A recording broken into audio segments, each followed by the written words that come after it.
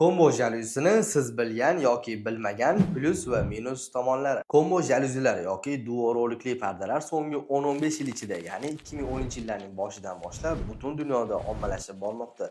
Ularning zamonaviy dizayni va funksionalligi tufayli ko'plab uy va ofis interyerlarida keng qo'llanilmoqda. Ayrim holatlarda esa noqulaylik yaratadigan joylarga ushbu jalyuzini tanlab qo'yishadi. Xato qilmaslik uchun plyus va minus tomonlarini bilib qo'yganimiz yaxshi. Plyus tomoni Turkiya va Xitoy mahsuloti bo'lganligi sababli juda sifatli mahsulot. Uzoq muddat xizmat ko'rsatadi. Turli xil interyer uchun keng assortiment. Xonaga tushayotgan yorug'likni xohishimizga qarab boshqarishimiz mumkin.